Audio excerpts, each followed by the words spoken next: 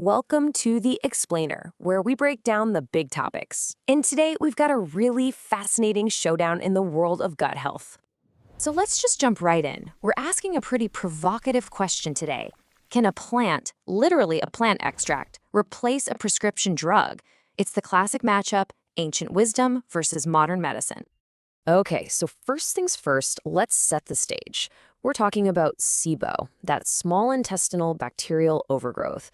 And if you've ever dealt with it, you know it's this incredibly frustrating condition that causes bloating, pain, and just digestive chaos for millions of people. So for a long time, the standard treatment has been a very specific, targeted antibiotic.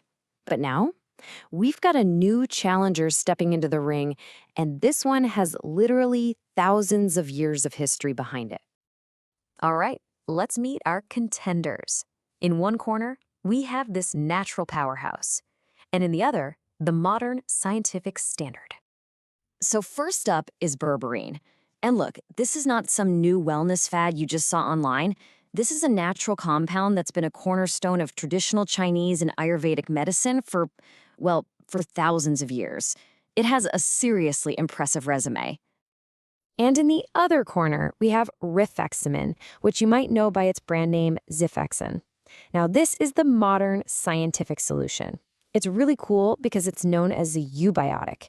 What that means is it works right there in the gut to restore balance, but very little of it gets absorbed into the rest of your body. It's super targeted. Okay, so that's the tale of the tape. But how do they actually perform when you put them head to head? This is where it gets really, really interesting. A recent study gives us our first real glimpse of a direct showdown. All right, so here's the setup. Researchers got 186 people, all with SIBO, and they split them into two groups. For 2 weeks, one group got 800 milligrams a day of berberine. The other group? The exact same dose of rifaximin. The goal was super simple. Who's better at knocking out SIBO? So, right after those 2 weeks of treatment, they crunched the numbers. And at first glance, it looked like a narrow win for the modern antibiotic. Rifaximin had a 51% success rate in getting rid of SIBO, while berberine was just behind at 45%. You know, close, but rifaximin takes the round. But, and this is a big but, the story does not end there. Okay, get this. They checked in with everyone again 4 weeks later, and the results completely flipped on their head. The berberine group's success rate actually went up to 53%. Meanwhile, the rifaximin group's success rate dropped down to 44%. This is huge. It suggests that maybe, just maybe, berberine has more staying power. And this brings us to the study's really powerful conclusion. The researchers didn't just say berberine was pretty good. They used a very specific term, non-inferior to rifaximin. In the world of clinical trials, that's a massive statement. It means the ancient herb wasn't just in the same league, it was found to be just as effective, plus it could be a more cost-effective option. But you know, treating SIBO isn't just about nuking bacteria. It's about the bigger picture, right? The overall effect on your body and your entire gut ecosystem. So how do our two contenders stack up when we look beyond just the main event? This is where berberine really seems to shine. It seems to work more like a skilled gardener than a bulldozer, you know? It selectively inhibits the bad bacteria while actually helping the good guys, like Akkermansia and Lactobacillus, to flourish. And on top of that, it comes with this whole host of other known health benefits, like helping with blood sugar, cholesterol, and inflammation. Okay, now, before we all run out and declare a new champion, we have to pump the brakes a little. It is time for a very important reality check. Let's put on our critical thinking hats for a second. Because as exciting as this all sounds, this new evidence comes with some major caveats that we absolutely cannot ignore. Okay, first off, that study we've been talking about, it was presented as a conference abstract. That means it's preliminary data that hasn't gone through the full, rigorous peer review process yet.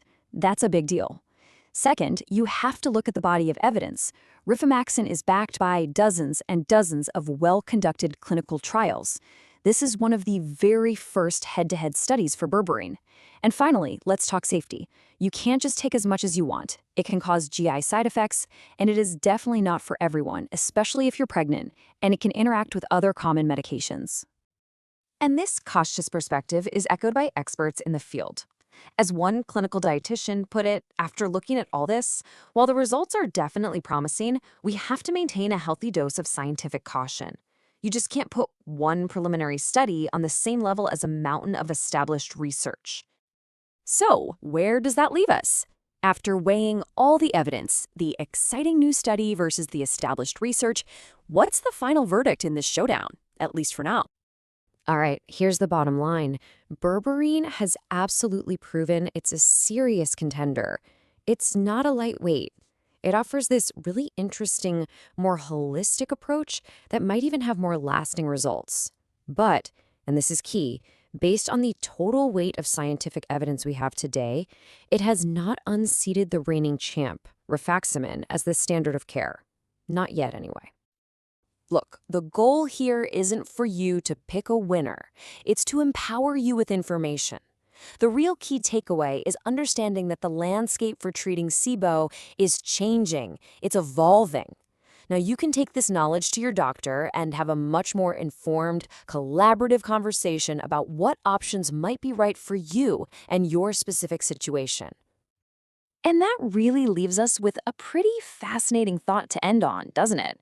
This whole showdown, it isn't just about berberine versus rifaximin. It's kind of like a preview of the future of medicine.